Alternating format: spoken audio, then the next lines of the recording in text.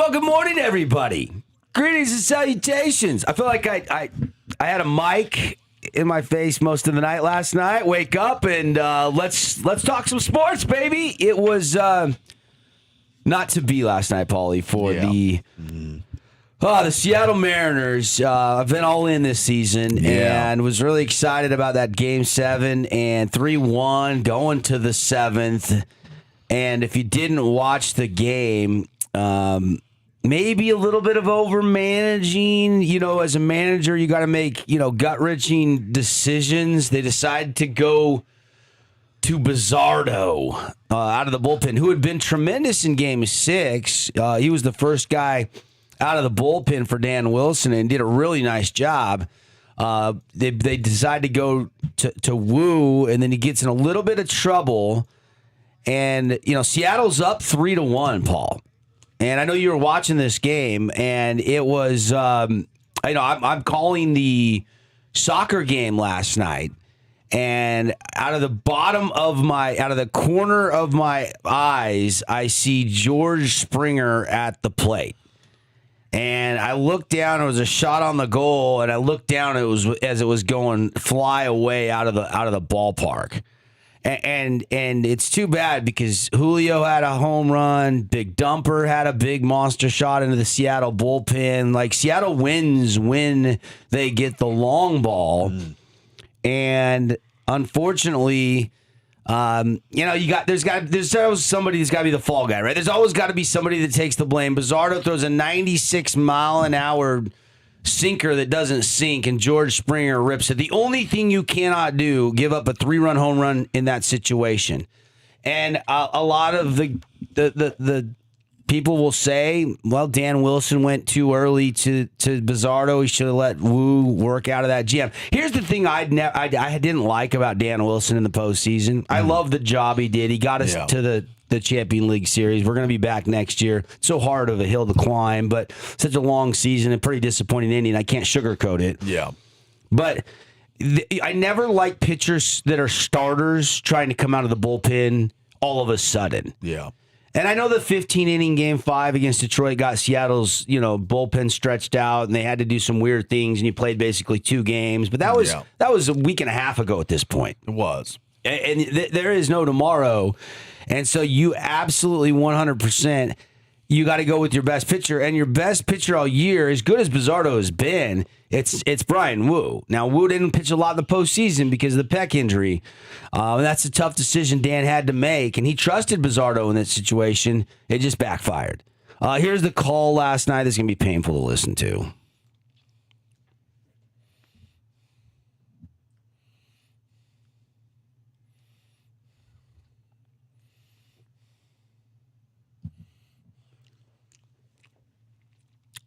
The only thing you can't do there, you can give up a hit and it ties the game. You can do a lot of things there. You can't give up the big fly there. You can't give up the 3-run shot. You're up 3-1. Yeah. But you can't pitch scared. George Springer's an incredible hitter.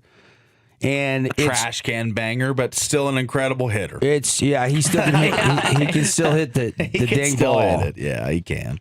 He can still hit the ball. So that happened last night. I was literally just staring at my computer. There you go, buddy. While I was doing the soccer game last night. That's what was funny. So they texted me because I had it on my phone, and they're like, Tara, your camera's got audio. So to pick up the crowd noise. So they're like, so no swear words, like turn off your phone. So then when we were packing up the camera and stuff, they're like, it's a good thing I turned off my phone because the game went south real fast. So I go, Devin was up there flipping off his monitor. Well, when you can't, when you're talking, right? You have to you gotta let out your frustration silently. Yeah. So I was like, Yeah, the Springer home run, man. I mean, and then there was just, because I was at Wingnuts, of course, watching the game. They had it on a few TVs in there.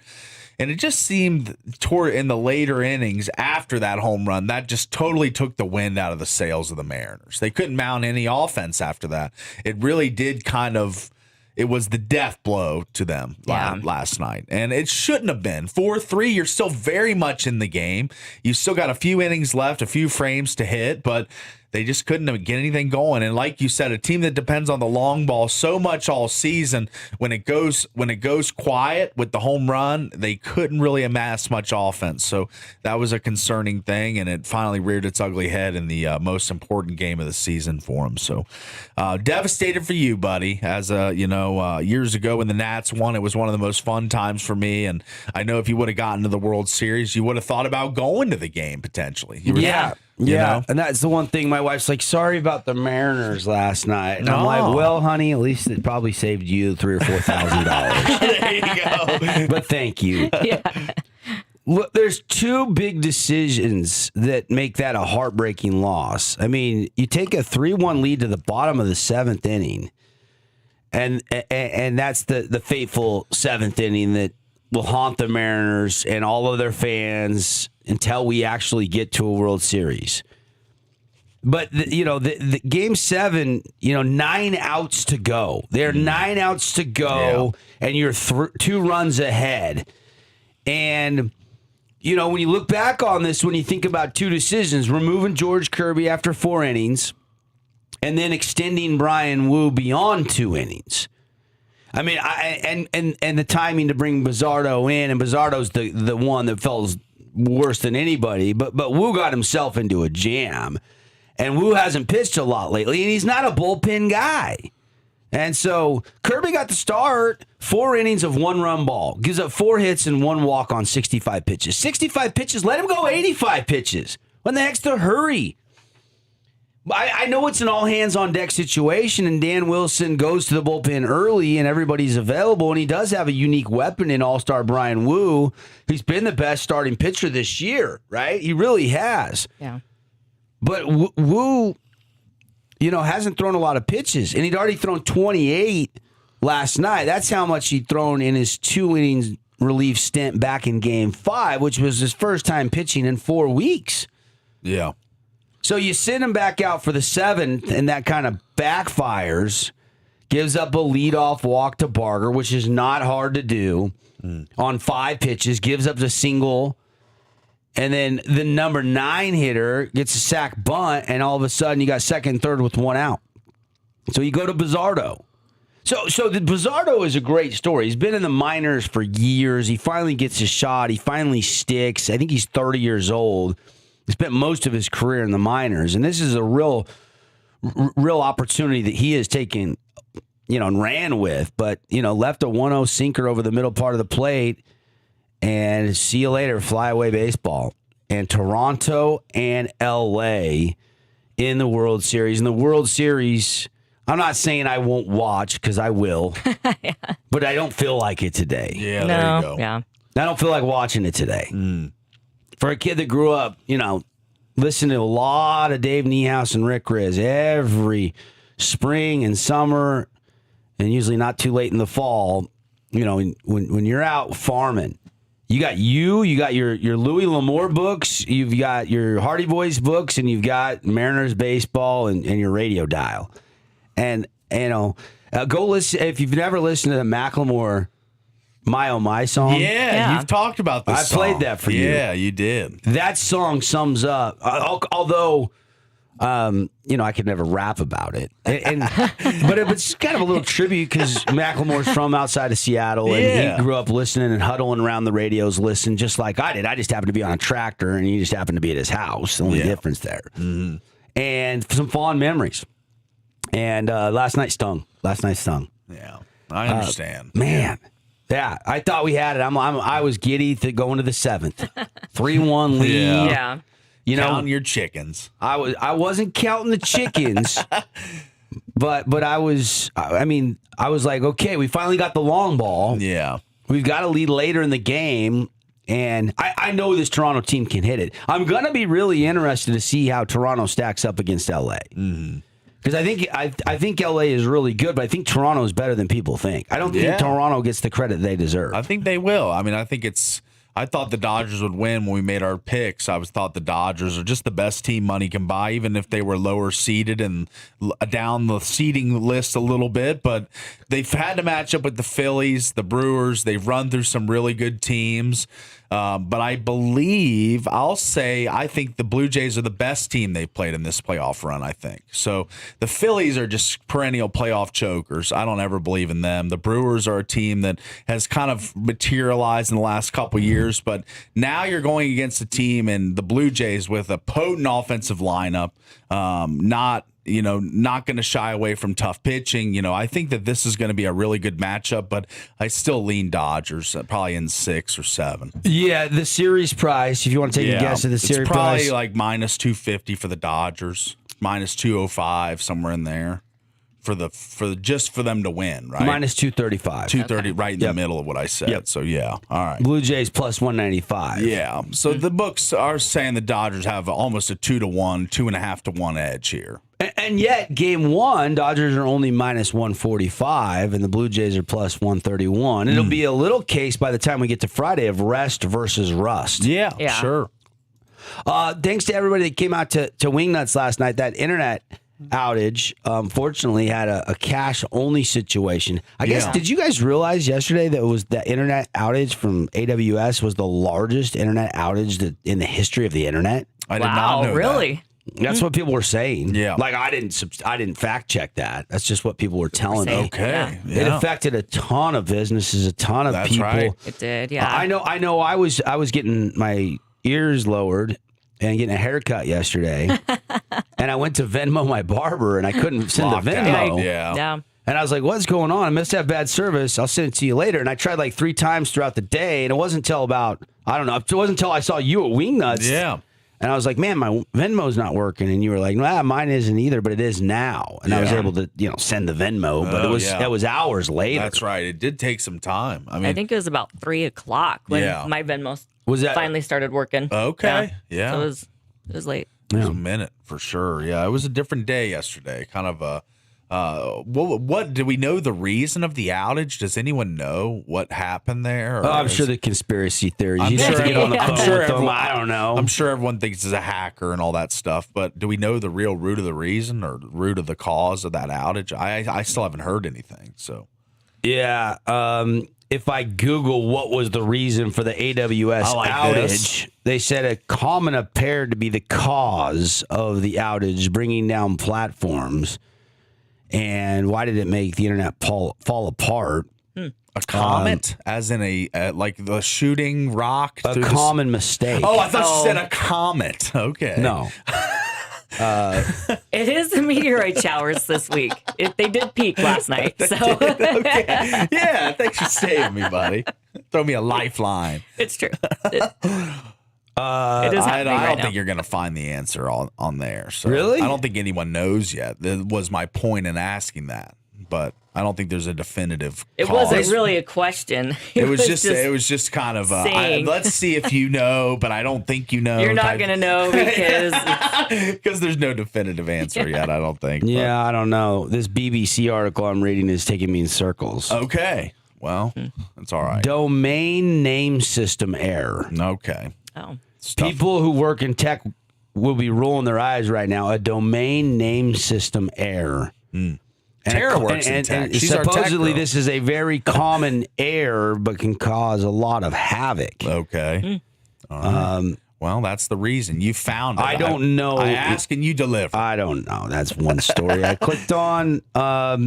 Look, can we get some better news? Mariners. What While about the I was- Seahawks? Yeah, let's talk about the Seahawks. Well, Seahawks won last night. It wasn't pretty, but it was a win. yeah, it was good. It was the win. Defenses looked really, really good. Championship level good in the last 2 games. I mean, the way that they played in Jacksonville on the road and gave up 12 points, and the way that they played at home last night and really only gave up 12 points. You hold a team in the NFL to 12 points, I'd say that's a pretty darn good defensive effort. I would agree. I know they scored more than that, but the other one was on Sam Darnold when he fumbled the ball in the end zone trying to avoid a safety, and and they ended up recovering the fumble for a touchdown. So I'm not pinning that on the defense. That's on the offense. I would agree. So, Houston's defense looked good too. Yeah. though. Yeah. So Yeah, the Houston's Will defense did play good. Anderson touchdown. That was pretty impressive. That's the one I'm talking about. That's the one that Darnold was in the end zone and Will made a great play. He did. I didn't realize this, but Will Anderson, I thought that was an actually really good draft pick when they drafted him out of Alabama. Yeah, they doubled up that year. They went Stroud and then Anderson the very next that pick. was a pretty good draft class for them. They pushed all in that year. Stroud, I'm still not sold on C.J. Stroud. Yeah. But their offensive line is terrible. It's hard to quarterback in the NFL when you're running around for your life and you don't have more than 2.5 seconds. But for them, why would they trade away? They had an all-pro left tackle in Laramie Tunzel. They traded him to the Commanders. Why would they make their offensive line worse? I don't understand that. Their offensive line's so bad, but they traded away their best offensive lineman in the offseason. That's a really good question. It's very puzzling. It's a really good question. But yeah, their offensive line looked like a sieve last night. Seattle was going through it pretty much at will. So, I think Stroud, I think this jury's still out. I mean, he had the sophomore slump last year after the incredible rookie season. And everybody thought, man, this guy after the rookie year was like kind of the similar thing that's happened to Jaden Daniels this year, to be honest with you. Great rookie year. And then the sophomore slump happens a little bit, injuries or a slump, one or the other. And now year 3 with Stroud, I don't think anybody knows what he is. Is he a bridge below elite? Is he an average quarterback, above average? I can't really tell because Nico Collins and all the investments they've made at receiver, Tank Dell, I mean, they've got some good players, Dalton Schultz, like they've got a good little skill group of players. And I still feel like CJ not really playing his best ball since his rookie year, in football, in the NFL, that is. Yeah. Yeah, I agree. Because Bryce Young's starting to play better. That was a runaway. CJ's the best quarterback in that draft, easily after year 1. And Bryce Young struggled. But now Bryce and the Panthers have won 3 in a row. He's playing better. I don't know. I think it's a little more jury's. They beat the Jets. Slow I know. But still, they've not just the Jets. They've won 2 other games in that 3 in a row stretch. So. Yeah, and why? Because their run game's actually a little bit more formidable. Yeah, Rico Dowdle. Yeah, well, and they got Chuba Hubbard back. So now you got 2 fresh backs, and you've got better offensive line play. Houston's offensive line. Now, granted, I think Seattle's defensive line is probably the best defensive front in the league. Tell me who's got a better defensive front. I mean, Houston could not run the ball last night. Do you see the goal line stands?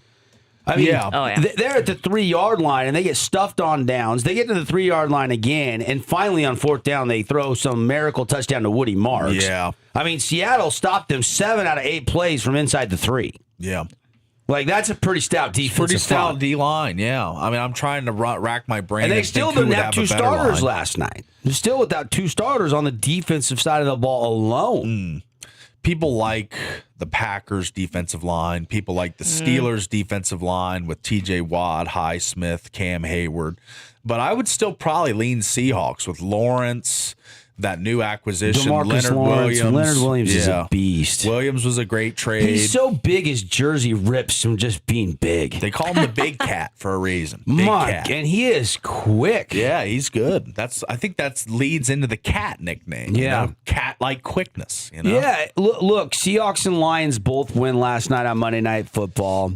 And Lions beat the Bucks 24-9. Anytime you beat Baker Mayfield, I think it's a good win. How about Jared Goff? Best Monday night record in football with a minimum 10 Monday night starts. Yeah, that's pretty impressive. And they play really well. 9-1? They're a different team at home. When they play at the Dome, I mean, a lot of people were thinking the Bucks plus 230, 240 pregame was good value, on the money line. Yeah, they were 6-point dogs. Because they were a team that's, 5-1, playing great. Been hot.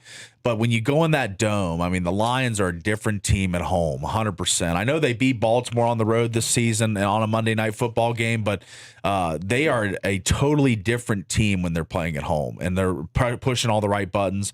I mean, Jahmyr Gibbs was, what did he have last night in fantasy? 40-something points? 30-something. I was leading by 40 in our matchup, and I somehow still lost. I'm now 1-6 in the fantasy league. Yeah, that's a little bit of a bad beat. You got kind of caught coddled up and wrapped like a newborn baby, and somebody put a He had his binky, and you went to Betty bed last night. Yeah, unfortunately. Yeah. I thought I was going to be sending that picture of me doing the You binky had one bit. already, like, I had, ready to go, I had an huh? idea farmed up and ready to go, but of course I lose, so I can't do it. I had something good for him, but unable to get that W. It doesn't look like you'll meet again in the playoffs. No. Not at 1-6. I got my one shot at him, and I had him dead to rights. I was up 45 or whatever. It really proves that if you know football, you can do sports talk radio, you can watch a lot, you can have a lot of knowledge, you can have a hot take and opinion, but at the end of the day, fantasy football, it's a luck. crapshoot. It's luck. It's a little bit of a crapshoot. It's a lot of gambling too. Oh yeah, I mean, but it's like Taking well, risks. injuries. When you- And, I you do never know. it for the fun of it. Yeah. I'm competitive, don't get me wrong, and I manage my team. I don't know if you manage your team well enough. Like, you had about a 5-minute window to accept a trade last night, and you should have hit accept. I know. It was actually, the trade was actually proposed. Did he cancel it? I told him to cancel it. I was like, know. Devin. Of course you told him to cancel it. if Raining I, on my parade, buddy. sorry. I was trying to give you a more than fair trade. I It know was it was way more than fair, but then Tara and all these other people tell you it's not a fair trade, and then you take it away. And for the Well, you should have heard. It was still on the table. You could have You like could have hit went and accept accepted it. before. but aren't you the Or he canceled commissioner or it. whatever? Can't you just veto it via commissioner veto? Yeah, but if you would have accepted it, I don't think I would do that. That would have I been think cool, once yeah. it's been accepted, it's there, and then it goes to a league vote. Okay. And if the Oh. majority don't veto it, then it gets approved. all right. Well, it never goes to the commissioner's table. I We'll don't have that offer much that power. up again. Yeah, offer that up. For our listeners, the trade, I was Yeah. asking Paulie for Jonathan Taylor, Best who's player been in fantasy. the best back in the NFL this No, season. not just the best back, the best player points wise. Yeah, most points. Yeah. Yeah. Well, he only ripped off 3 touchdowns last week. He did, and he does that a lot. So so tell the listeners. And I am shorthanded on quarterback. I have no, you're more than or I'm able stocked up at Yeah, quarterback. you are. I have 4 quarterbacks. I have Jordan Love, I have Daniel Dimes, I have Bo Nix, and I have C.J. Stroud. And for the listeners to reference, my quarterbacks are Geno Smith and Kyler Murray. Who So is, you couldn't even go pick up Brissett. I put a waiver claim in. You for didn't him. bid enough. Did you get him? I don't know yet. I hope not. Because if I have 5 'Cause you quarterbacks, need the 5 trade's going to get a quarterbacks. little. Yeah, you got a stable of quarterbacks. Brissett looks better than Kyler last Sunday. I know. That's why I put in a claim for him. Yeah. Look, with the Monday night win, and thanks to those of you that did come to Wingnuts last night, with the Lions and the Seahawks winning, they're both 5-2. Yeah. I think it's fair to say they're both legitimate playoff contenders at this point in time. I don't know that people thought that Seattle was before the season. I certainly think people had question marks about the Lions just because they lost both their offense and defensive coordinators, but here they both are at 5-2. And if you look at they have the playoff simulator, the interactive playoff simulator that you can go to and you can dink around with.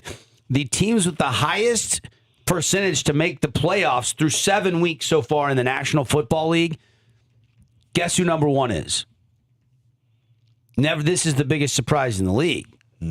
The Colts. Yes. Yeah. 96% chance right now is what Wow. they're calling for the Colts to make the playoffs. Yeah. They're in the AFC South. Yes, it's division matters. Yeah, I get division, they that. got the Titans. They still The get Texans. the Texans Yeah. and the Jags. And and Jags have fallen off Jags with 3 are losses falling. in a row. Tennessee's got 1 win on the season. Yeah. And Houston lost again last night, and they face San Francisco next week. Yeah. So probably going to lose again. Probably the coach of the year is that Steichen. He's done Shane Steichen has done he's a done great an incredible job. Well, I mean, just you look at it, the decision to bring in Daniel Jones and then the decision to bench Anthony Richardson. That was the big one because everybody, and I'm sure he was getting pressure from the GM, Chris Ballard, play my guy. We drafted him 4. We need to get him run. We need to get him reps. But that's the thing I love about coaches is they draw the line and say, no, we're not going to win with this guy. We have a better chance to win with the free My agent we job is just to signed win. off the scrap heap. We just got a better chance with Daniel Jones.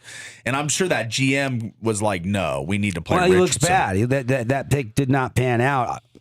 I mean, he's a bust. I mean, I said it months ago, but Richardson. And how do you trade a bust? I know. Like, you have benched him. He's just a backup. Once you've benched him, his value is gone. Somebody's going to give him a shot. Oh, yeah. He'll end up with the Rams or the give him a Vikings shot. or one of these quarterback hotbeds where he can develop. But, yeah, he is a project. And Daniel Jones, everyone thought was trash. I mean, they thought that he wasn't very good, thought he was a guy that fumbled through picks, just was a turnover machine. But in Indianapolis, he has been a newfound quarterback, a totally different player. Yeah, sometimes the fit matters. It does. You don't always get drafted into the best situation. Your boy Sammy D, with Carolina, with the Jets, with all those bad teams. Geno with the Jets, with the Chargers, with the Giants. It takes the right fit. You saw for Geno in Seattle, you saw for Darnold in Minnesota, and now he's gone on to Seattle and succeeded. Like, it does take the right fit sometimes, but sometimes guys are just not NFL players, and I think Anthony Richardson is not an NFL player at this stage of his career, a starting NFL quarterback. By the way, the other teams with the highest percentage through 7 weeks to make the playoffs: Colts are number 1, Patriots are number 2. Wow, 92% chance to make the playoffs. Guess who might be in the playoffs this year? Drake May. Bills in the same gonna be there. division are 90%. So you got 2 teams there, and the Patriots and Bills above 90% to make the playoffs. Packers have an 87% chance. Eagles 86 and Chiefs 86%. Those are the top. On the flip side, Ravens have a 4% chance. Bengals 13%. Okay. Vikings 10%. Commanders 9%.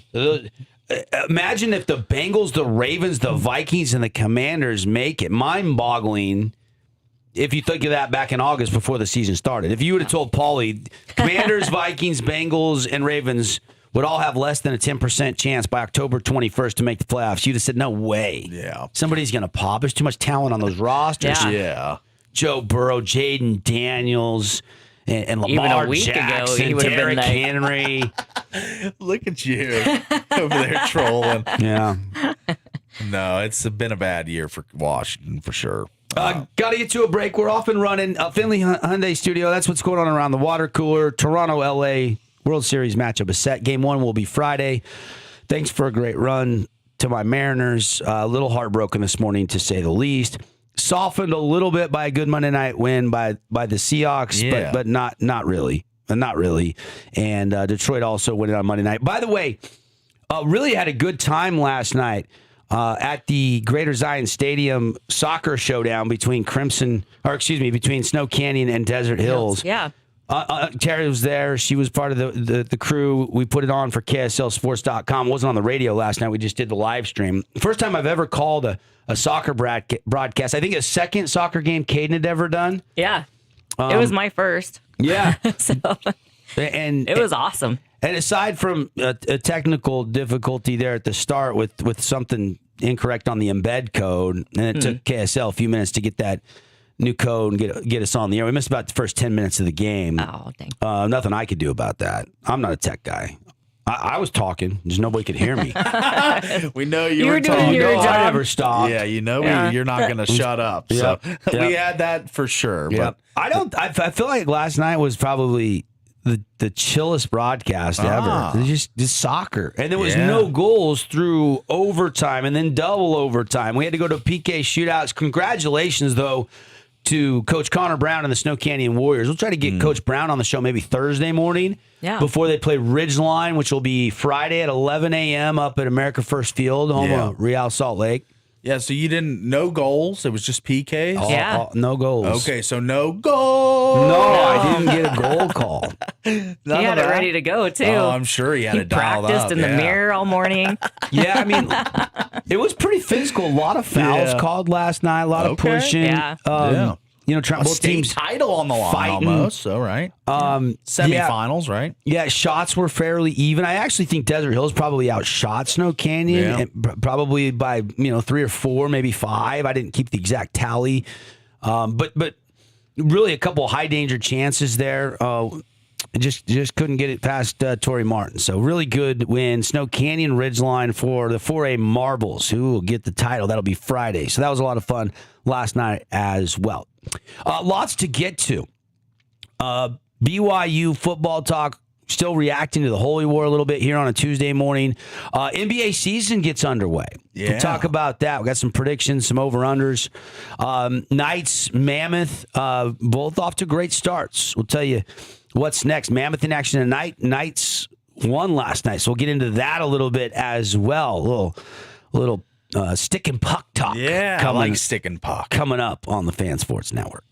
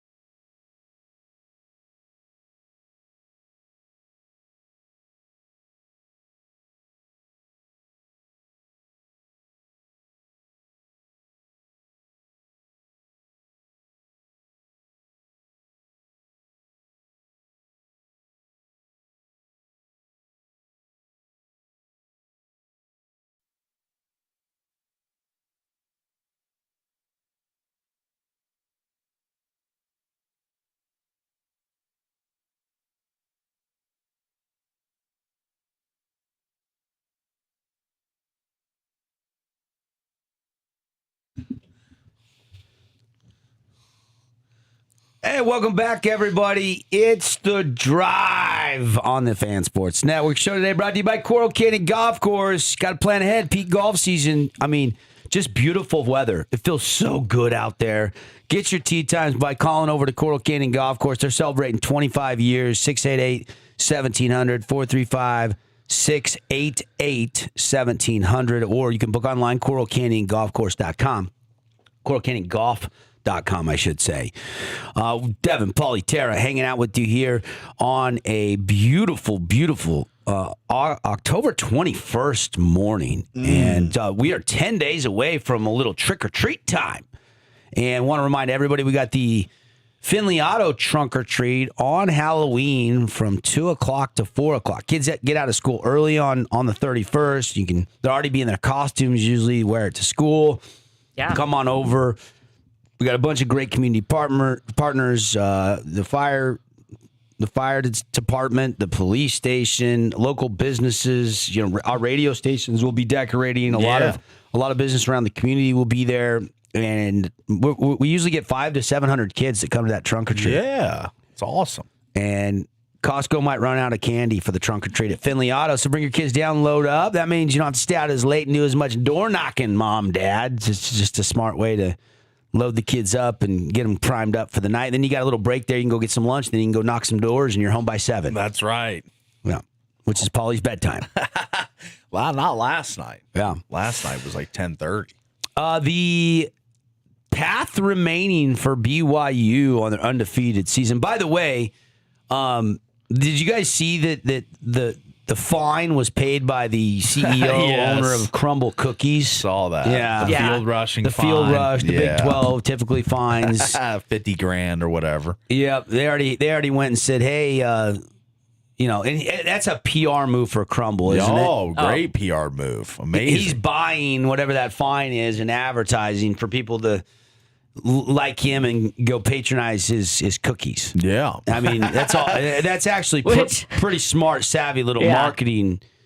Everybody play. already loves his cookies, so Yeah. I don't know that he had to do that, but that was pretty awesome. Was awesome. My kids go buy his cookies all the time. Really? Yeah. Jason McGowan is the guy with Crumble, and he said, happy to do it. Got to celebrate them wins. Go Cougs. There you go. Celebrate them wins. And there's 5 more they got to get the undefeated season. So let's run through them. I was thinking about this pre-show, and I was like, is there a chance BYU runs the table? First up is going to be in Ames this weekend, 1:30 kickoff on Fox. The line has now moved from 2.5 to 3.5 for the Iowa State Cyclones. 5-2, BYU plus 130 on the money line. So the quest begins for the undefeated season in Ames this weekend, and that will be a tough game. Rocco Becht is a good quarterback. Yeah, it will be tough, but I do think BYU is the better team. I do think that they are the better team. They have the more well-rounded team. I think they're just better in all 3 phases. Certainly, I think Iowa State has always been solid defensively. I feel like Iowa and Iowa State, their offenses are usually lacking explosive plays. The Iowa State game, the Cy-Hawk Trophy battle this year, 16-13. Yes.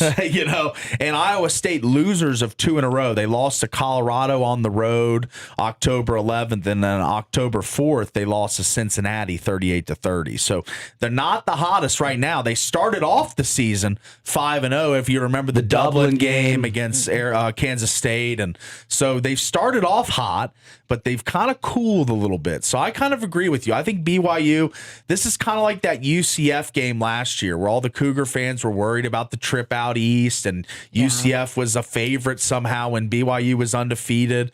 This kind of feels like that. Iowa State 2 losses, 2-2 in the Big 12, and they're somehow a favorite, I think, because they're at home. I think BYU's defense travels and they win this game this weekend, is my opinion. And the quest for the undefeated season lives on another week. Yeah. Do you agree? Do you think they beat Iowa State? Yeah. I think so. All right, we're all in agreement there. Yeah, I mean, I have no reason to believe. Here's why. I feel like last year when they got to 9-0 and beat Utah, that was like, we're 9-0. They're celebrating, they're enjoying the peak. Yeah. because they lost the next week last year. Yeah.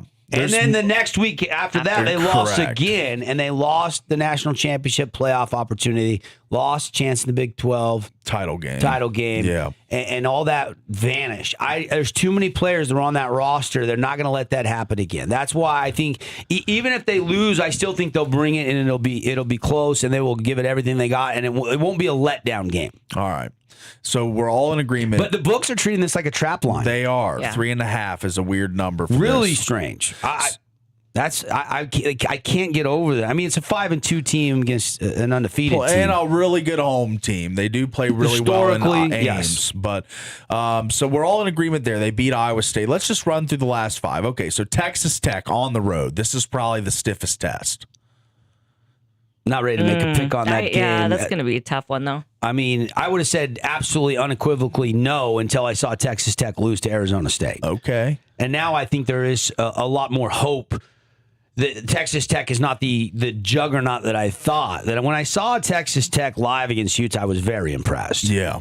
And when I watched that game against Arizona State, it didn't look like the same team. With a backup quarterback. Yeah, but that backup quarterback came in and did some nice things in the Utah game. Yeah, he did. But he's a good freshman he's quarterback. a good backup quarterback, but he's still not their starter. So I think that had an impact in the Arizona State game. Arizona State did not look good against Utah. And so Texas Tech almost came back and won that game. They had the lead with less than 3 minutes. Yeah. So they kind of fumbled that one away a little bit. So.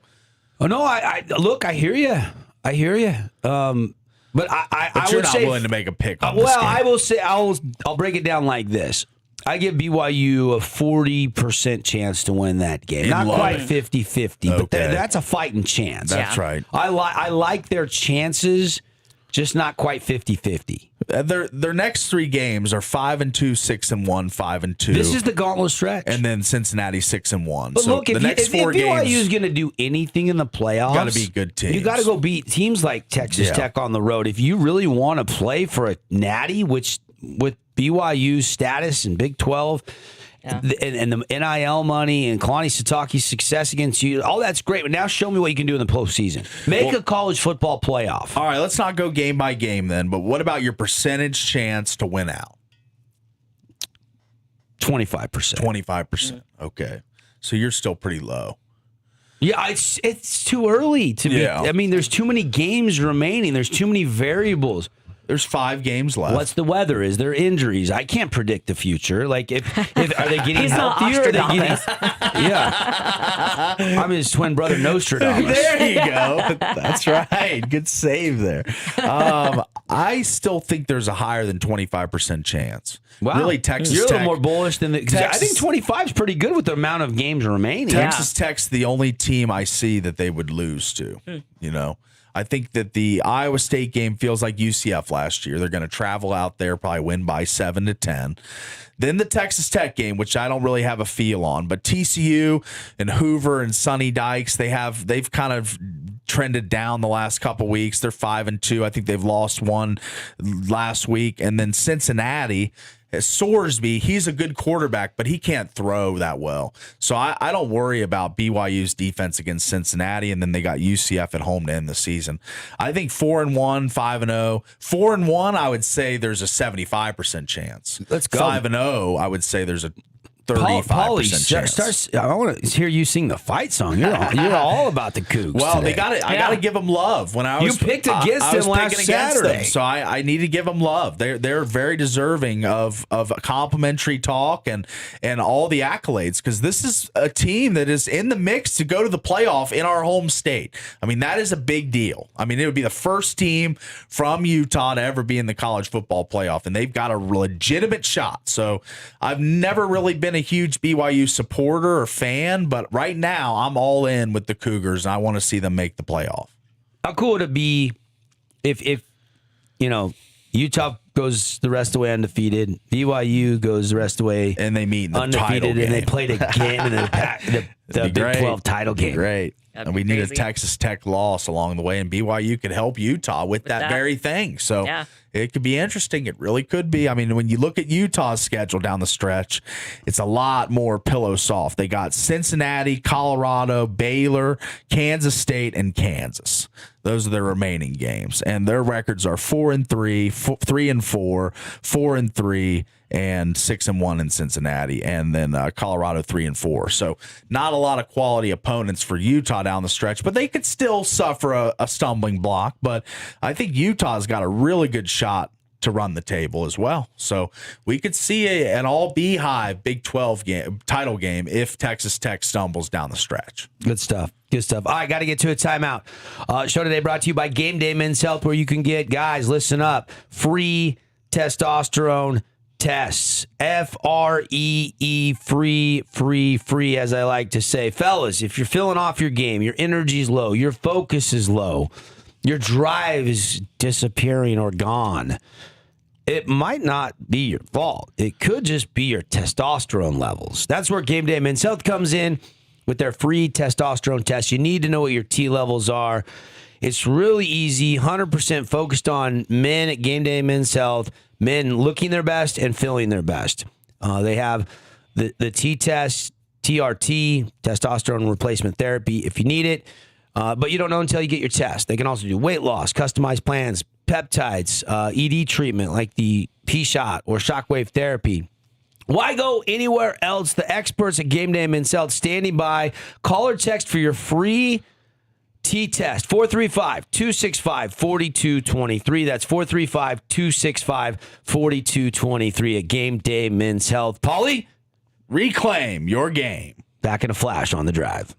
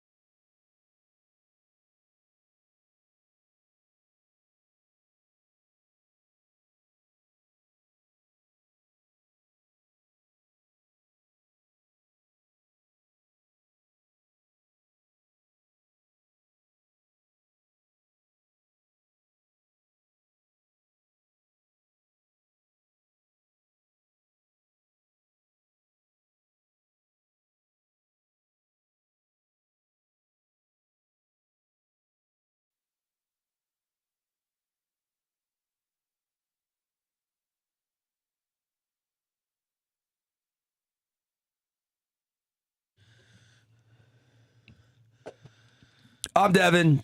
He's Paulie. She's Tara. We're hanging out. Finley Hyundai Studios. 0% on the Tucson, the 25 Tucson, plus $1,000 off in dealer discounts right now through the end of the month. And if you haven't seen the new Palisade or Palisade Hybrid, they are in. The 26s have rolled in. They've been in for about 30 days. Starting to see a couple of those floating around town. Those are a pretty car. Beautiful car for a great price. 7-passenger, loaded with all the tech. Go take a look. Take a test drive. Finley Hyundai off exit 13 at their new location in Washington. The volleyball bracket came out last night. We were doing that soccer game, Region 9 showdown over at Utah Tech University last night. Snow Canyon wins after it was a draw, went to overtime, still tied 0-0, went to double overtime, 5-3. Snow Canyon advances in penalty kicks. Desert Hills Cinderella season comes to an end, so it'll be Snow Canyon versus Ridgeline, 1 versus 3. Desert Hills had beaten the 2-seed Green Canyon. Snow Canyon was the 3-seed. Desert Hills was the 7-seed. Ridgeline is the overall number 1 seed. So it'll be 1 versus 3, 11 a.m. on Friday. Congrats to Snow Canyon, Connor Brown, and the Warriors. And we will look at the volleyball bracket for a second here. Orem is the overall number 1 seed. Again, you've got some Region 9 teams, though, that drew some pretty good seeds. Desert Hills is the 2 seed. Craig Allred's got that team humming. I went over, my daughter was dancing. My daughter dances for the T-line. Yeah. So I've been to just a couple of volleyball games, and I was watching, I think it was Desert Hills Snow Canyon last week, and they were performing in between the second and third set. And I was just, I can't remember who I texted. And I texted somebody and said, Desert Hills is unreal. Yeah. They are really good. They got speed, they got serving, they got a great libero, they got size, they got power. Like, they don't make a ton of mistakes. Like, this could be the year for the Thunder. Now, I know they're not the number 1 seed. Ridgeline is the number 1 seed, but Desert Hills does get the 2 seed. The 5 seed is Crimson Cliffs. And Cedar, the 8 seed. So we have 3 Region 9 teams with the bracket reveal coming out yesterday that draw a bye followed by a home match. The other seeds for our Region 9 teams, Hurricane just misses a bye. They are the 9 seed, so they will be playing on Thursday at home against the 24 seed Tooele. So, and the winner, if it's Hurricane, 8-9 matchup would be Cedar and Hurricane, which would be a Region 9 rerun there in volleyball in the second round. You're trying to get to UVU, right? Actually, that wouldn't be home. It's at UVU. You only play once on the road, and then everybody, the field is whittled in half, and basically you go to UVU after that. So there you go. Dixie is the 10 seed. They'll play Desert Peak, that new school up north. Desert Peak. Yeah, the brand new school just opened.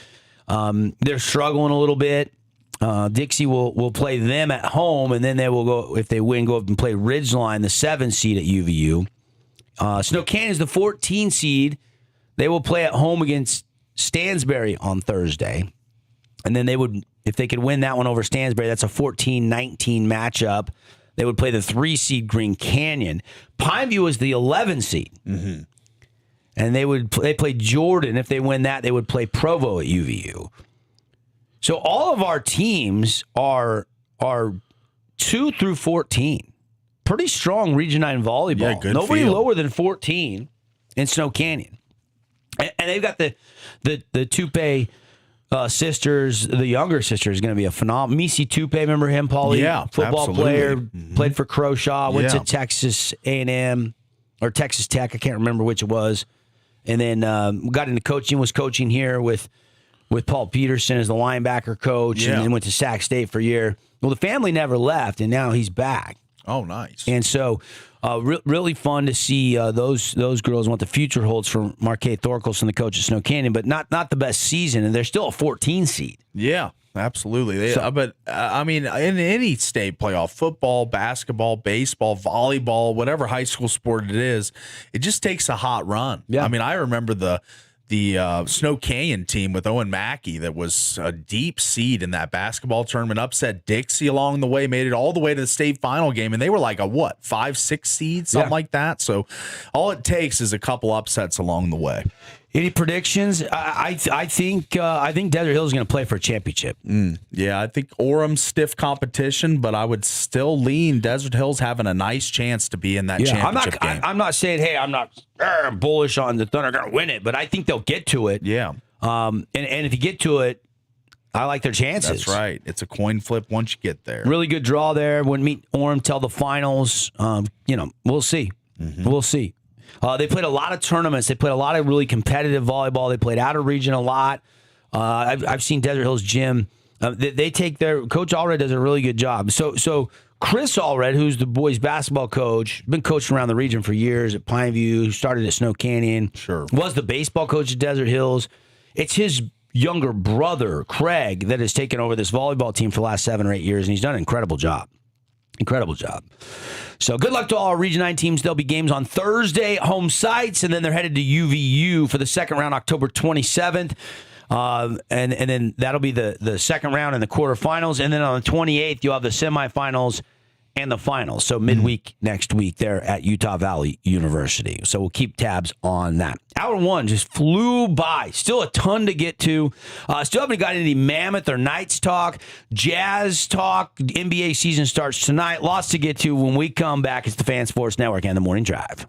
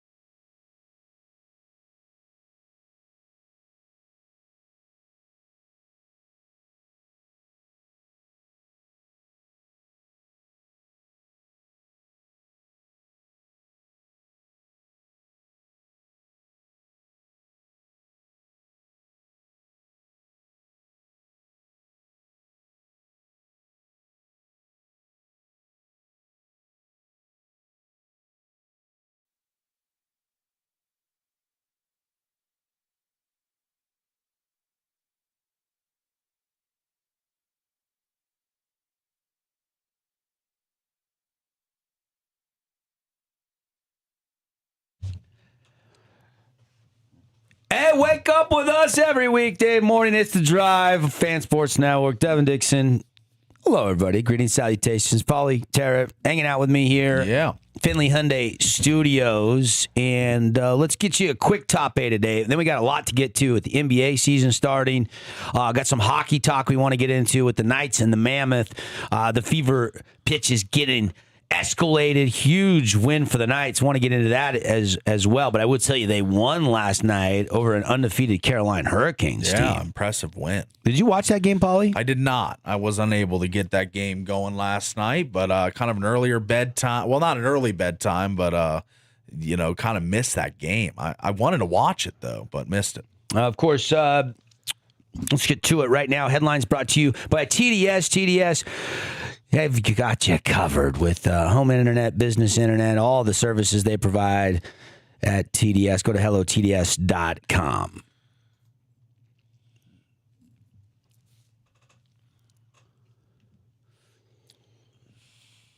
Well, they are happy in Toronto. Blue Jays beat the Mariners 4-3. Toronto wins a thrilling Game 7, winning Game 6 and Game 7 at home. And look, in 10 years' time, you're probably not going to remember who was pitching unless you're a diehard Mariner fan like me. And, man, it stings, Paul. You almost have no words. Julio went yard. Cal went yard. Mariners were 8 outs away from their first World Series appearance of all time, and the franchise started in 1977, and Bizzardo came in relief of Wu after Wu got in a little trouble, and I think Dan Wilson probably went to the bullpen too early. Kirby only threw 65 pitches, and you had the lead. But everybody always dissects postseason pitching decisions whenever they don't work out. I know. What else am I supposed to do? I know. You had 8 outs to get. You're up 2 runs. The only thing you can't do is give up a 3-run home run to George Springer, and that's exactly what happened. Here's the call last night. George Springer, 3-run shot. Blue Jays took the lead in the bottom of the 7th. Yeah, the bottom of the 7th. This was a big sequence, and it was something that at Wingnuts, the crowd erupted negatively. There was a lot of M's fans at Wingnuts last night, and this was the call.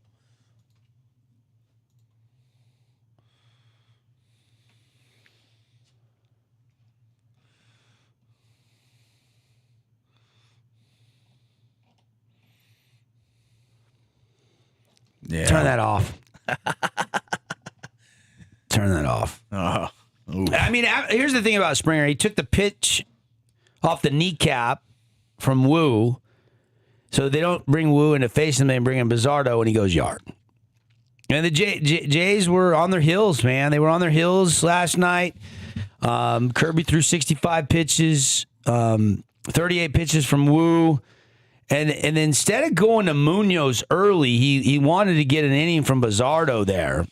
But he'd already pitched 2 innings the night before, and it only took 2 pitches, and Bizzardo gives up the home run. And Mariners' heartbreak continues. I don't want to be so down and out because it still was a great season. I really enjoyed the Mariners being relevant again. Cal Raleigh hopefully is the MVP. I think he deserves it. They got a great core. They got some up-and-coming guys. Obviously, the pitching staff is the pitching staff, and hopefully they're back. But it's so hard to get back to the mountaintop for another opportunity. But you hope that they get another opportunity. The only franchise never to appear in a World Series is the Blue Jays and the Dodgers. Anywhere from minus 210 to minus 230, the Dodgers are the favorite to win the World Series again. Yeah, they're a juggernaut. They are. And Toronto, though, this lineup can hit. That bottom of the order kept producing, and Seattle's got a good pitching staff. And, man, George Springer, I know I'm stuck on the Mariners never making the World, but Toronto hadn't been to the World Series in 32 years. They won back-to-back in the 92-93 seasons. But that's been a long time ago. That's 32 years ago. It's been a minute for the Blue Jays, for sure. And, and Springer's the hero. Leaves Game 5. You didn't think he's going to play. Not only does he play, but he toughs it out and hits the game-winning home run, a 3-run shot. Pretty heroic stuff. And look, there's no games today or tomorrow or the next day. We won't have till Friday. But when you set the stage a little bit, Dodgers are definitely the favorites. If the Blue Jay fans are looking for some hope, I think there is some hope here. The team that went to 7 games in the championship series won the series against the team that swept all 4 times. So it's kind of that rest versus rust. Yeah. 88. Interesting. In 88, the A's swept the Red Sox, and then the Dodgers beat the Mets in 7, and then the Dodgers, of course, win against the A's. 2006, Tigers swept the A's. Cardinals beat the Mets in 7. Okay, and then the Cardinals won it. 07, Rockies swept the D-backs. Red Sox beat Cleveland. And then the Tigers swept the Yankees, and the Giants beat the Cardinals in 7. So the team that won in 7 have figured that angle out, that they've won the World Series 4 times. That's an incredibly small sample size, just 4 games that's happened. But that is a glimmer of hope there for Blue Jay fans. I would say so. Yeah, you got to obviously take something from that and think that. Somebody asked me last night who I'll be rooting for, and I instantly thought about it for a moment, and I'm like, probably the Blue Jays, which is painful for me to say after they just knocked my Mariners out. But the Dodgers have won it a bunch, and they've been there, and they spent all that money. And I kind of like the money's underdog. The sticking point. And no matter who it was, Mariners or Blue Jays last night, they were going to be the underdog against the Dodgers. Yes.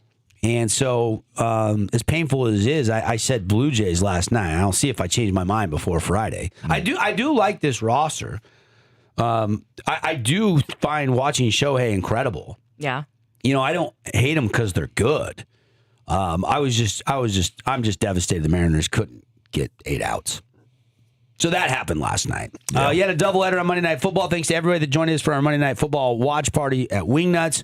That was the last doubleheader of Monday night. So we're back to just one game, 6:15 start. No more doubleheaders on Monday night. It was a nice little run, but now you're getting into bye weeks and just one game. It's Commanders next Monday night, Paulie. Yeah. Commanders are on Monday night against the Chiefs, right? Yeah, it's going to be Mariota most likely on the road. I'm not looking forward to that. Mahomes versus Mariota. Yeah, not the TV or the QB matchup the TV execs were expecting for this game. But Monday Night Football, it's a 9.5 point spread favoring the Chiefs right now. Yeah. Wow. So, well, hopefully you'll still come join us next Monday night. He at did Wingnuts. say he was going to stick around. I'm going to stick around, because it's going to be the Bears game. I wanted to be at home to listen to and follow closely, but I think this one's going to get away early. So I'll hang out with you guys, you boys and girls. 24-9 Lions beat the Bucks. Jahmyr Gibbs, the defense played really well for the Lions. They are 12-0 after a loss. That's pretty good. Their last 12 losses, they have bounced back with a win on all of them. Baker Mayfield threw 50 passes, only 228 yards, a touchdown. They lose Mike Evans to a broken clavicle.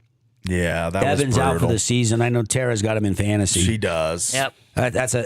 You kind of had some just injuries. Yeah, barely you got get back. CD back, and Mike comes Mike back. You Evans guys weren't back. there, but Mike Evans is running a go route. I saw the Oh, play. you saw the play. Okay, yeah. He should have caught the ball. He should have caught the ball. So he actually had the ball in his grasp, and then the injury re-aggravated itself as he was going to the ground, and the ball spit free, and then he was down on the turf. I thought he caught it. So did I. I thought it was a catch, but then it's popped out. Yeah. And he just laid motionless. And he knew that wasn't good. Mm-hmm. Yeah. So Lions end up winning and now down another weapon. They need to get Ibuka back. Yeah, he was back. He played. played. He played last night. He wasn't look good? great, but he He played. had 4 catches for 58 yards. did so he? he was all right. I mean, Okay, so but what about Godwin? I don't think Godwin played. No. Yeah. So now down Or McMillan, the guy you're from down, Washington, you're was a down rookie Mike a year ago. Evans, so you need Again, to get those other guys healthy. Yeah, you need some of those guys back. Bucky Irving's still hurt as well. They were leaning on Rashad White, and he's fine, but Bucky Irving is much better. Younger legs, faster. I think More involved in the passing game. Yeah, more, you can do more with them. Baker Mayfield only 1 for 15 when throwing the ball 15 yards downfield last night. He overshot a lot of guys. Ibuka was open quite a bit, and he missed him on some balls, and it was disappointing because there was a time when it was what was it? It was before the Lions scored to make it 24-9. It was still 21-9, and the Bucs had the ball. And if they get a touchdown and a 2, it's 21-17. They're right in the game. Yeah.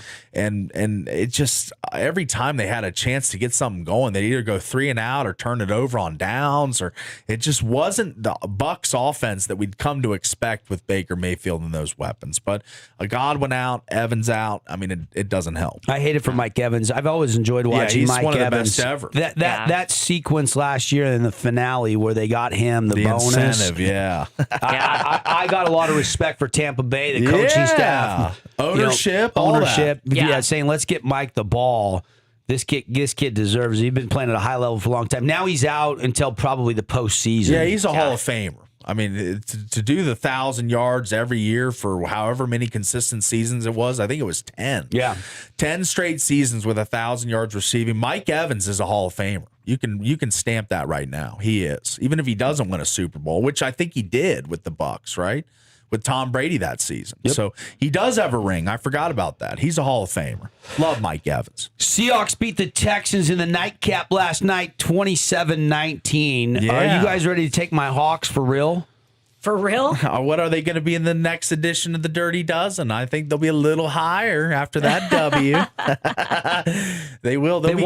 Hey, when they win with defense, that's a good thing. Sam Darnold was not. That was probably his worst performance of the season, and they still won. That's right. By 8. Mm-hmm. They finally get a home win.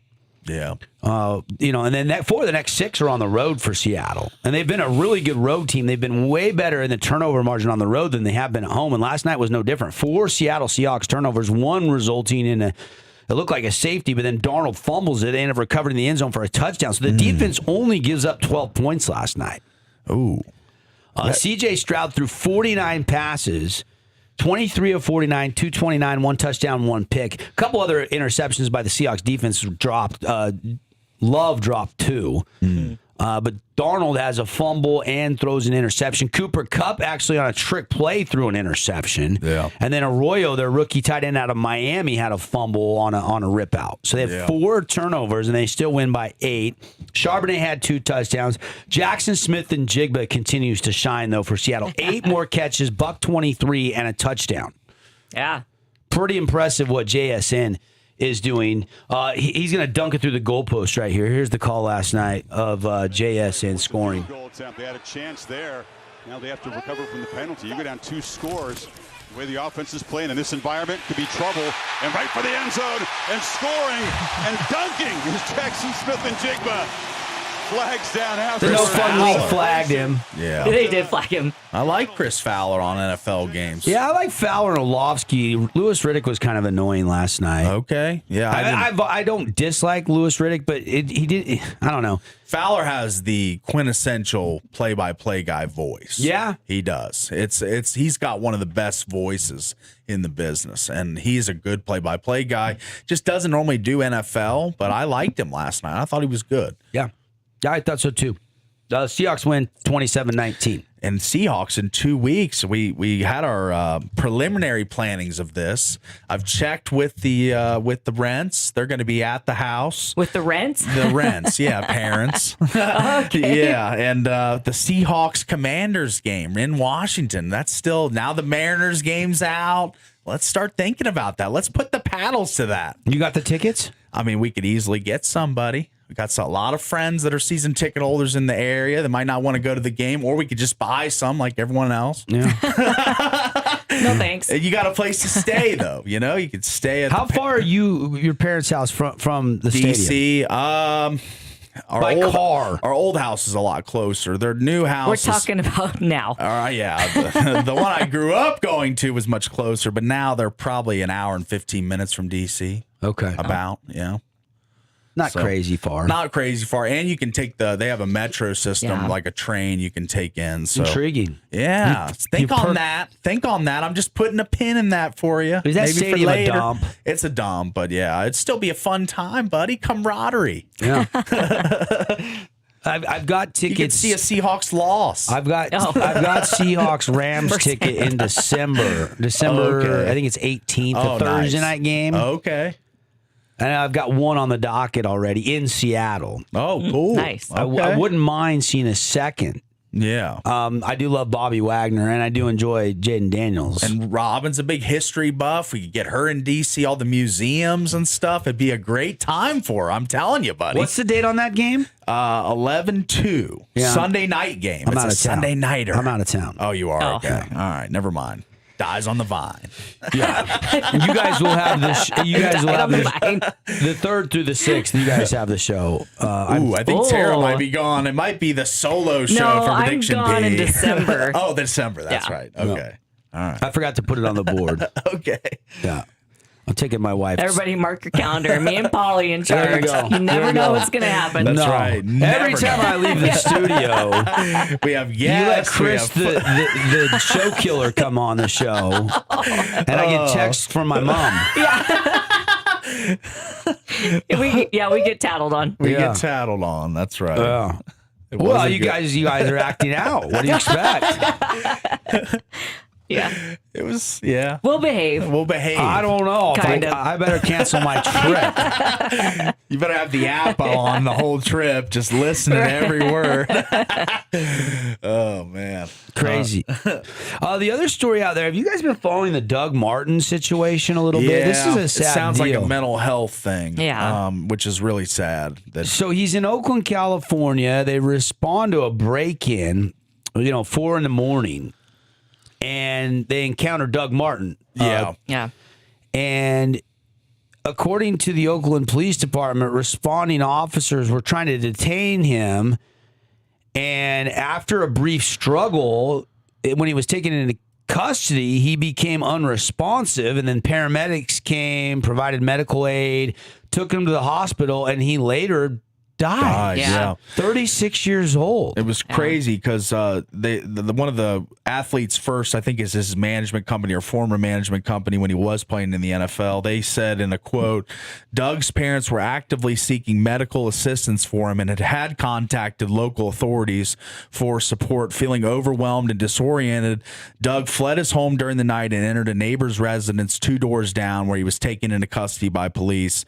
An investigation into what transpired as he was detained is underway. So what happened there, I don't know what happened to cause him to pass away, but they say he was going through some mental health struggles during this period of time, and ultimately it ends terribly. Really sad story here for the muscle hamster, they used to call him. That was Chris Berman's nickname for Doug Martin. Yeah. So really sad story, and a beloved player when he did play. So Yeah. 5'9". He's only a little guy. Remember He was fast for a little guy, He though. was. You remember that nickname, the Muscle Hamster? Yeah, That was I a do. great nickname. Well, he was teammates. Was he teammates with Warren Sapp, or was Warren Sapp before Doug Martin got there? Did he win that? He was That before. was before, yeah. He was Okay. before. So that was like the Jameis Winston Bucks, Yeah. like that time. So My favorite Martian, Doug Martin. That's Didn't right. Nick Berman used to say that too? my favorite Martin. Or was that different Martin? No, I think Might that have was been Curtis Martin of the might Jets. have been Curtis Curtis. Martin. Yeah, But I know. Berman used to say, my favorite Martian, Curtis Martin. or Doug Martin. I couldn't remember which Martin it was. I think that I have that in my recollection somewhere in the memory bank. Let's see. Other headlines. Paulie, anything else? Soccer, Snow Canyon last night survives in double overtime. It goes to PKs. They beat Desert Hills 5-3 in PKs. So Snow Canyon plays Ridgeline for the state championship. Earlier in the show, we put out the volleyball rankings. Desert Hills is the highest seeded team, the 2 seed. The lowest Region 9 team is Snow Canyon at 14. Everybody else is sandwiched in between. Crimson's the 5. How about 8, 9, 10, Dixie and Cedar and Hurricane. And should be fun. Thursday night, they play home sites. And then if you win, you go to UVU midweek next week. 2-day volleyball tournament for the state championship. Got one more bonus ball, and this is the Live PGA stuff. I always love this. It always gets the best out of this studio. Jack Nicklaus is awarded $50 million in a defamation lawsuit against Nicklaus Companies, which is owned by billionaire Howard Milstein. Nicklaus, 85, filed the lawsuit in response to statements that Milstein and other Nicklaus Companies officials made a previous lawsuit in a New York court. In the defamation lawsuit, Nicholas claimed the defendant suggested that he had considered a $750 million deal to become the face of Saudi Arabian-financed Live Golf League and disseminated those false claims to media outlets. So he was awarded a big bag of cash. Wow. Apparently, Liv was trying to say, hey, Jack, the Golden Bear, whatever, wants to be the poster boy of Liv. But I Instead think of Greg Norman, they wanted Jack Nicklaus. they wanted the bear, not the shark. Yeah. So, Yeah. but they got the shark, and that's all they got. Speaking of golf, star-studded field. I think a better field than last year's inaugural Black Desert. Way better field. Black Desert event. The PGA Tour is in St. George. They had the Monster Pro-Am yesterday, just practice rounds today. They got another Pro-Am tomorrow, and then the first round will be on Thursday. I know Patrick Fishburne, 2 o'clock, has some media availability. I'm going to see if I can get over to Black Desert for that. Yeah. Utah golfer, really an up-and-coming star on the PGA Tour. Played at BYU, was teammates with Zach Blair for a season while they were at the Y. Both those guys are going to be in the field. I know McCarty has some media availability tomorrow, and so does Preston Summerhays. We already had we had Preston, McCarty on the show a couple months ago, and we had Preston on the show last week with the news of the sponsor exemption. By the way, there was 4 more guys that Monday qualified yesterday. I'd never heard of any of them. They played Bloomington Country Club. There was 262s. Ooh. Okay, Wow. 10 under. Yeah, that's good. 265s. Wow. Impressive. 7 under. So 7 under got you in. Some of the local golfers, Noah Schoen, Lucas Schoen, Caden Hamill, they didn't get there. But look, I mean, had a couple. Sammy Villamaki withdrew yesterday, and there was one other withdrawal yesterday. So they added in a couple of guys, plus the Monday, and now the field is officially set. Nice. After the Monday qualifiers and a couple. The first and the second alternates both got in. If you're an alternate, you never know if you're going to get in or not. Yeah, that's got to be a great feeling. Eric Van Rooyen, actually, the South African, pulled out as well. Yeah, I so saw he that. pulled out. Villamaki pulled out. I think Austin Cook got one spot, and I'm trying to think of who the other one was. But look, I mean, Matt McCarty defending champ. Brant Snedeker's playing. Wyndham Clark. Jason Day. Francesco Molinari. Joel Damon. Old Bucket Hat Joel's playing. I like that. Max Homa. Social Sahith media Theegala. phenom. Sahith Theegala is playing. And then you got the Utah guys, Kihei Akina, who played last year and missed the cut by 1. We had him on the show yesterday. Zach Blair, Patrick Fishburne, Connor Howe, David Lickety, who is a freshman for Utah Tech, and Brad Sutterfield going to be teeing it up. Tommy Sharp, who's the Utah PGA section qualifier. He is the PGA professional at Salt Lake Golf Academy. Wow. Preston Summerhays, who we mentioned. And then there's other guys that I think, if you follow golf like I do, you know there's some dudes. I mean, Joe Highsmith is playing. Aldrich Potgieter is playing. You've got Kurt Kitayama. Yeah. You've got Billy Horschel in the field. Horschel, Martin he was there Laird, last year. Aaron Baddeley, Ryan Palmer, Scott Piercy, Alex Noren, Maverick McNeely. Alex, you don't have anybody in the top 15 in the world golf rankings playing in this tournament. Alex Noren is the highest ranked in the rankings at 17. Maverick McNeely is second at 19. Wyndham Clark is next in the rankings, then Kitayama, then Billy Horschel, and then Jason Day. Okay. So those are your highest ranked guys teeing it up here in This is St. George, Utah. They're here. Day's won a major, right? Oh, yeah. Yeah. Oh, yeah. Jason Day won the 2015 PGA Championship, if I'm not mistaken. Okay. I thought he was a former major Wyndham Clark won the U.S. He did, Open a couple yes. years ago. Hopefully he doesn't do anything to the Black Desert locker room. Yes, yes. Keeps it clean. Molinari won the Open Championship. Yeah. So you have 3 players that won a major in the field right there. Yeah. Off the top. I think those are the only 3. Molinari had like a really hot stretch in golf. What was that, like 5 years ago or something, where he was winning a bunch of tournaments and finishing top 3 and stuff. I mean, I think he's a great golfer. Should be fun. I'll want to follow him for a little bit. Pearson Cootie out of the University of Texas is coming up through. He's in the field. Yeah. Christian Bazudenhout is in the field. Bazudenhout, yeah. I'm trying to think of other names that people. Lanto Griffin, Emiliano Grillo, who played really well, was on the leaderboard last year. Harry Higgs, Yeah. a very likable guy. Him and his That's wife just right. had a baby like 6 months ago. He's had a great season, earned his status. Bo Hosler can always go low. The Texan. Steven Yeager was in the mix last year, the German. was. He's going to be The playing Jaeger again. bomb. Watch out for him. He's been playing really well right now. You got some bombers in the field, like Taylor Montgomery, who's out of Las Vegas. He'll be in the field. Thornbjorn Olesen in the field. Ryan Palmer's in the field. I'm looking at the entry list right now. I'm trying to see Sam Ryder in the field. Adam Shank, who that's not the best name for golf, but it's actually pretty cool. Just don't. Hey, what's up, Shank? Welcome to the first tee. Adam Shank. You put that right in your head, right out of the game with the name. Yeah. James Hahn was the other alternate that got in. So James Hahn got in, and Austin Cook got in with a couple of withdrawals. So Black Desert Championship. I got a DraftKings invite from a buddy yesterday. We're doing a DraftKings for Black Desert edition. Oh, I'll be in that. Oh. one. Yeah, that'll be fun. Yeah. I know we're all going to be out there, Yes. off and on the next couple of days. Thursday, planning on being out there. I know Friday, Saturday can be a little tricky, but I will be out there all day on Sunday. Nice. Seahawks have a bye week on Sunday. There you I'll go. be hanging out at Black Desert all day long on Sunday. All right. Busy week for us here. We had the soccer game last night, Monday Night Football at Wingnuts. Yeah. Friday, we got to race up and do that Highland game. Yeah. Not to mention, you guys are going to the Mammoth game tonight, right? Correct. You guys are going to be Yes. 2 We're trips to heading Salt up. Lake this week. You guys That's are right. crazy cats. Yeah. That's right. We're hanging Hockey in is there. life. Hockey is awesome. Who That's do right. the Mammoth have tonight? That's The it's a big Avalanche. opponent. Yeah, it's a good game. Go see McKinnon. That's Yep. right. Yeah. Gabriel Landeskog back in the lineup. You know what? Let's talk. Let's take a break. When we come back, let's talk a little bit about that. Also, NBA season Yeah. tipping off. I want to talk some NBA. So a little hockey, a little NBA. We'll talk some Jazz basketball. It's coming up when we come back. Show today brought to you by Wilkinson's House of Lighting, a unique place to shop, serving Southern Utah since 1946. Homeowners and contractors rely on the experts at Wilkinson's. Lights, fans, home decor, so much more. Go check it out. Be right back.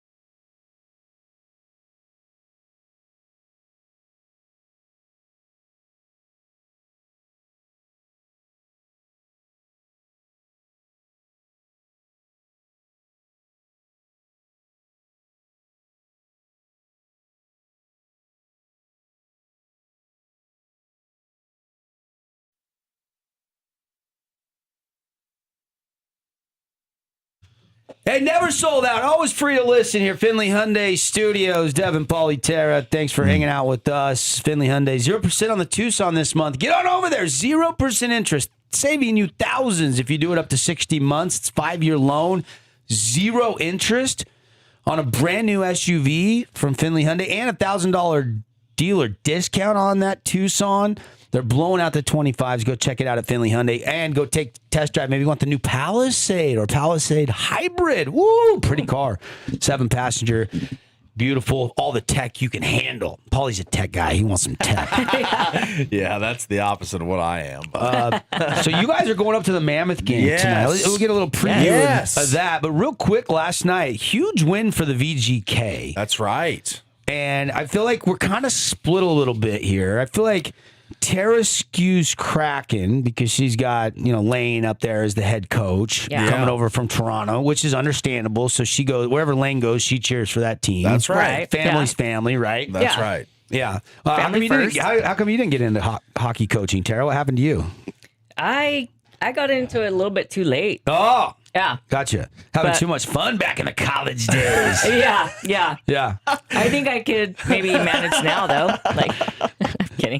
You could manage maybe now. an associate. That's right. Associate. Parenting skills come in handy. Yeah. Right. Yeah. That's right. It is a lot of parenting. And, Just a bunch of grown-up hockey players. A bunch of big already kids. parents me all the time, so don't worry about it, Oh, my gosh.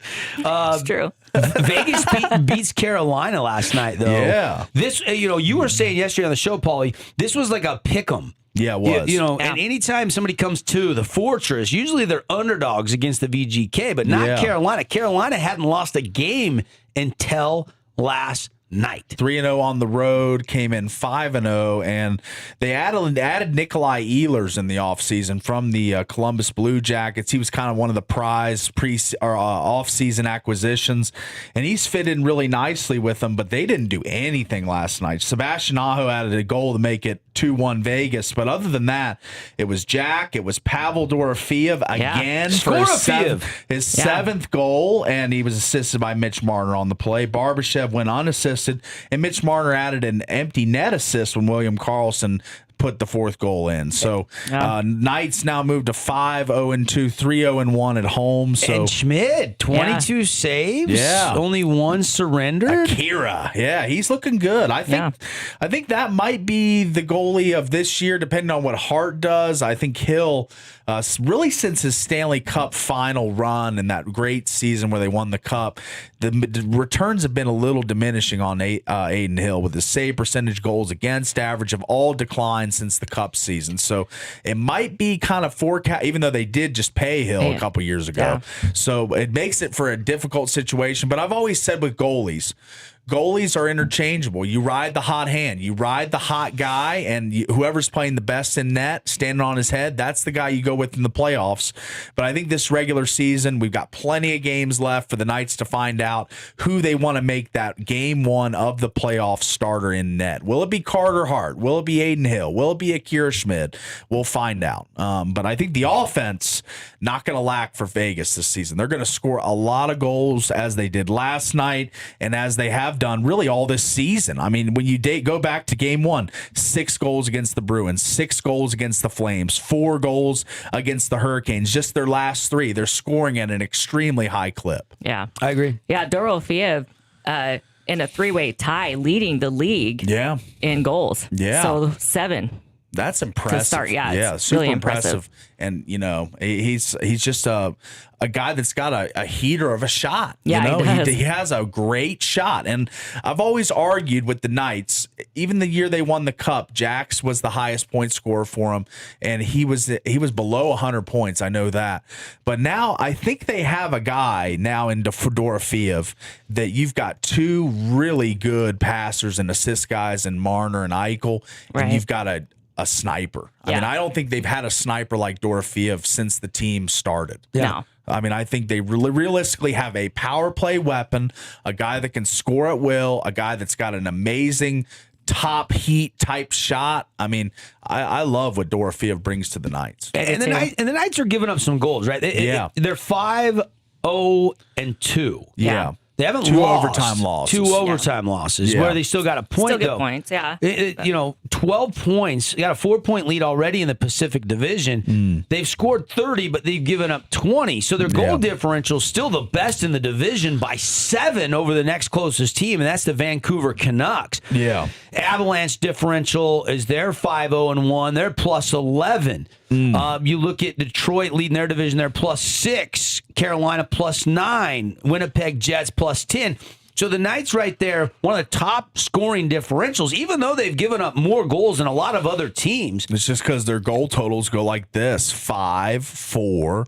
1 against the Kraken. Lane did a good job against those Knights. Oh, yeah. We beat them. 4 against the Flames, 6 against the Bruins, 6 against the Flames again, and then 4 against the Hurricanes. Yeah. So they haven't scored other than the Kraken game where they put up 1 goal. Yeah. And that still went to overtime, by the They way. did. It did, yeah. It was So they got a point out of that anyways, but it's just been a really impressive offensive season, I think, for the Knights. But your worries in the preseason about Pietrangelo and the defense, I think that those are valid. Yeah, they might have to make an acquisition or a Shea, move. Hannafin, they're very offensively gifted defensemen, but they're not stay-at-home types like Pietrangelo. You know, just stay at home, play good defense. I was worried about no Petro all Yeah. season long. We're That's just a big going to have loss. to make do. You know, we need guys like White Cloud to step up. McNabb, whatever. Braden McNabb. Yeah. But last night the defense was great. Yeah, 1 goal. And great save percentage from Schmid.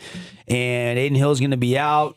They signed Corey Hart, but he's not going to be with the team for a while. right. Connor, I Or think. Connor Hart. Connor sorry. Hart, yeah. And so, look, this offense is going to have to carry them in the early part of the season. And right now, they're atop the Pacific. But don't look now in the Central. Mammoth, they're right there. Yeah. Pretty solid start for the Utah Wake Mammoth. up the Mammoth fans on a Tuesday. Yeah. 'Cause Big we're- game tonight. We're going out there. It is a big game in a number of ways. It's actually being nationally broadcast on ESPN, the mothership, tonight. I'll be watching. So, yeah, it'll be a fun game. Avalanche come in 5-0-1. They haven't lost a game in regulation yet. They've started off really, really strong. But the Mammoth have won 3 in a row. Quick poll question. Yeah, go ahead. Will Paul and Tara make it to the show by 7 a.m. tomorrow? Tara will be here by the time the show starts. You can count on me. You can count on Tara, and you I'll can for sure count be on here. me if Tara calls me. That's your mom. Yeah, exactly. Set your alarm. I'm That's kidding. right. I might I have to will. call you, though. I'll set my alarm. But That's yeah, good. You guys aren't going to get home till 3 a.m. It's going to be late. probably Yeah. yeah. Yep. You're all going to right, need a though. snoozy snooze tomorrow after I the show. will. I'll get a little nap in, but I'm gonna get one in today to Look- like get my fuel up for tonight. Yeah. I used to love going up to cover Jazz games, even going down and covering Knights games. At least night games I can get back by, midnight, 1 o'clock. Right. It makes it a little If better. you don't go to the whole extravagant post game We're locker doing the room whole stuff. gambit tonight. So you're going to be 3:30. yes. Yeah. You're going to be 3:30, and I'll be I'll be just getting ready to get up when you guys are going to sleep. Right. You might have to pull an all-nighter. Yeah. Sometimes that's I- better. have This done is when that. you need, Yeah. this is when you need a buddy that has a private jet, Yeah. and Yeah. you can zip up and zip back. That's right. That'd be nice. Yeah. Yeah, that'd be great. But We got Tara's Tesla. Tara broke up Tara broke up with all the guys back in the day that have private jets now. I did. my life goodness. choices coming back to I bite think me. You got a good one. I'm kidding. I know. So hockey living on a Yeah. Tuesday night with You'll no be base, watching tonight, huh? Yeah, with- ESPN. You'll be cranked up. with no baseball tonight. We got a break from the football. Is there any college football? Is there any action on a Tuesday yet? Are we too early in the Tuesday season? football. Let me get a little check on that. But I was pretty sure they do have games tonight. Kennesaw State and FIU and Western Kentucky and La Tech. Okay, those so are your they're- fare for Tuesday You night. do have some. The other game that you might be interested in is Seattle and Washington. Yeah, tonight. I texted her about Yeah. that yesterday. Her Kraken play my Capitals today. Yeah. Should be a fun game in Washington. Kraken coming off a back-to-back, though. So, I want to be a Kraken fan. yeah. But You're from Seattle. I know. What are you I talking know. about? I want to be, but I'm a Knights fan, Yeah. and they'll just have to be my second favorite team. Okay. I can't. Maybe I when you can't- get him to morning skate, he'll Lane, change did his you mind. hear that? Yeah. I know, right? like if they would have had hockey in Seattle growing up, certainly I Sure. probably would have never become the Knights fan that I am. But they didn't Yeah. have a franchise in Seattle. One of my buddies was actually East Coast buddy was commenting to me how Seattle fans, he saw the videos of the Mariners Seahawks game that was at the same time, and there was like 200,000 people on the streets between the two stadiums. And he was like, Seattle fans really do show up for their sports. I mean, people make fun of them for being hippies and whatever, but they love their sports up there. Yeah. They absolutely show out for the Mariners, for the Seahawks, for the Kraken. I mean, let's not kid ourselves. Everybody loves a winner. It hasn't been sellout crowds through the rough years for the Mariners. I understand, but the Kraken are a brand new team, and most times you look in their arena when it pans around, and it's full. Packed. Yeah, it is full. It's a cool arena, too. It is. The Climate Pledge or whatever. Yeah, it's awesome. Well, the Key Arena was a dump. Yeah. That's why they lost the Sonics. Kingdom was a dump, too, wasn't it? Oh, yeah. They blew that up. Yeah. Yeah. I played in that stadium. There you go. I never had so much rug burn in my life off that AstroTurf. There you go. And I only played that was my sophomore year. I only played 10 snaps. No, dang. Yeah. Anyway, hockey night in America. Fun night tonight. Yeah. Loaded slate tonight. You got Brad Marchand's return to Boston Florida, as well. Yeah. Florida at the Bruins. Should be fun.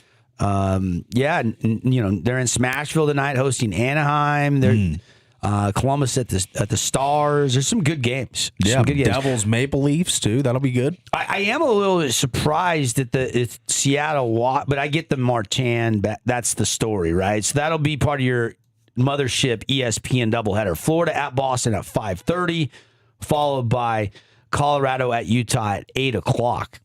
I mean, you guys aren't leaving the arena till midnight. You're not getting home till 4. Yeah, puck drops at 8. It will be an all-nighter for me. Late. I think you guys better get a power nap today on the front end. I'm doing the front end nap. Tara might not be able to do that. Tara might be a little busier than me. Who's driving? Me. Tara. Always. And tonight, my Tesla. Yes, tonight or and then you're going to have to stop and charge on the way. Yeah, we do have to stop and charge, but at least it'll drive itself. It will drive itself. Oh, really? Yeah. You got one of those, huh? Yeah. She does. I don't know. I like driving. I don't know if I would like that. I guess it'd be nice. You like driving super tired and... last I got home 3:30 last Saturday drowsy night. Driving. Yeah, you did. I wanted to be home for the Seahawks You did do Mariners. the Benson Boone concert, then motored home. So you've done this. I've done it. You've done it. I didn't wake up till 10:30 Sunday. I know. Boston comes in my room and like, Dad, Seahawks are on in a half hour. We got to get ready. I'm like, gotta put on the war paint, son. Getting up. Yeah. I need my 7 hours. That's right. You are a 7 Sleep hours. is underrated. You are a 7 hours guy. Oh, I function so much better. I know. High functioning 7-hour sleeper. That's right. You use a lot more fuel than me throughout the day, so you need it, buddy. I'm more like a 5 to 6 hour sleeper. Big night in hockey. Yeah, big win for the Knights. Big matchup against the Central leading Avalanche for the Mammoth tonight. A couple other good games, Kraken and Caps. Yeah. And then you've got Florida, the defending 2-time champs in Boston. Yeah. And will they be booing Brad tonight?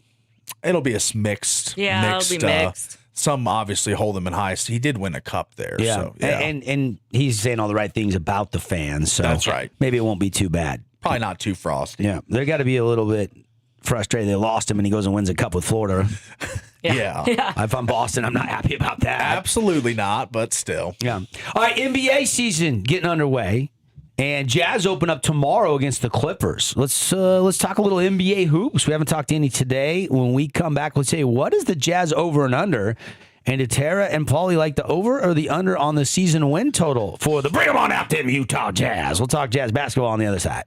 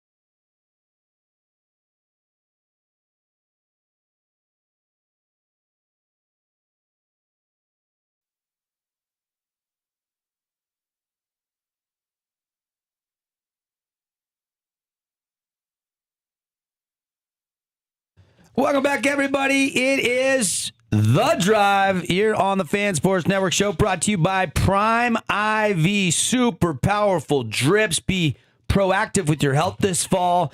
Think about joining a Prime IV membership. I'd go down there and try it first. Make sure you love the zero gravity massaging chairs. Make sure you love how you feel after you get a super powerful drip.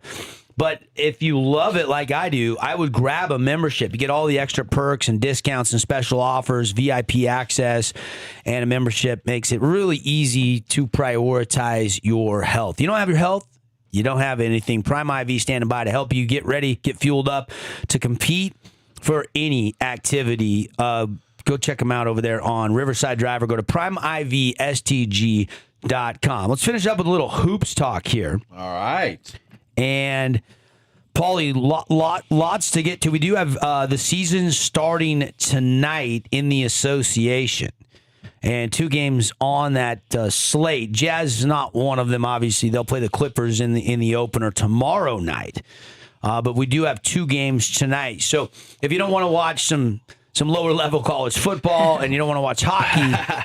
You do have the NBA season tipping off tonight, 5:30 on NBC and Peacock. Houston at OKC, defending champs, going against Kevin Durant and the Houston Rockets. Of course, Houston bad beat there with losing Fred VanVleet for the season before he played an even game. And then Golden State taking on the Lakers down at Crypto.com in LA tonight. So Rockets Thunder. Warriors, Lakers tonight, 5:30, 8 o'clock, doubleheader. OKC favored by 7, 7.5. Golden State favored by 2 to 2.5. Those lines in opening night. And then a lot of other teams to get the party started on Wednesday, including the Utah Jazz. Clippers come to the Delta Center. Clippers are 9.5-point favorites against the Jazz. Well, probably right. What is the Probably biggest factor? What is the biggest concern with the Utah Jazz this year? I mean, they shipped off multiple veterans to get younger. They added more young pieces, but they're inexperienced. Yeah. How does this team deal with when they're 7 and 28 and struggling with all these young players, with not a lot of vets around? Does the team stay together and fight through it and keep winning and try and win games? Or does it kind of just crumble like last year and you win less than 20 basketball games? That's kind of my question. You know what I want to see from the Jazz this year? My biggest concern? Yeah. Injuries. Yeah. I mean, this team is already starting to have the injuries pile up. Collier's got a hamstring. Filipowski's got a back. One. Kessler's got a shoulder.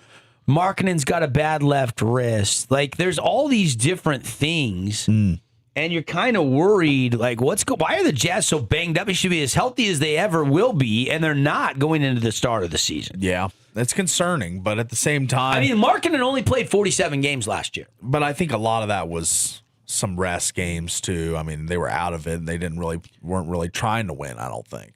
You know, the Jazz might. Are you saying the Jazz blatantly tanked last year, Paulie? They didn't play. Is that what you're saying? Well, was Markkanen healthy and on the bench a bunch of games? I think he was. So I don't know. I mean, to say they tanked outright maybe might be a little forceful, a little bit too blunt. But I think, they played the pups a lot last year, man. You have to remember that the Jazz have a top 8 protected pick that's in the hands of the Oklahoma City Thunder. Sure. So while Austin Ainge comes out and says, absolutely, we're playing to win, we're not going to tank. Yeah.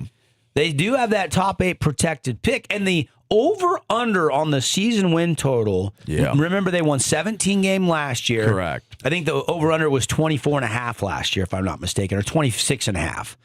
And I said over. I think I said 27 or more, and I was dead wrong. I was 10 off. Yeah, if I remember correctly. Yeah, it was high last year. It was a little higher last year. It's even the lowest over-under in the league. Yeah, it's 18.5 games 18.5 on draft right games. now. Yeah, so that's they're expecting another just utterly embarrassing year for the Jazz. But at the same time, they're going to be playing a lot of young players. So I argue it's different than last year when you're playing John Collins and Sexton and all those guys that were vets. Like, you got to just play the pups and hope for the best. I mean, I think it's going to be a rough year, but and everybody's been healthy and played in the preseason except for Georges Niang, who's back with the Jazz, and Isaiah Collier. All right. But Bailey didn't play a lot in the preseason before they shut him down. So hopefully everybody is healthy. We'll talk more about the Utah Jazz in their opener tomorrow night. But in the meantime, enjoy a little college football tonight.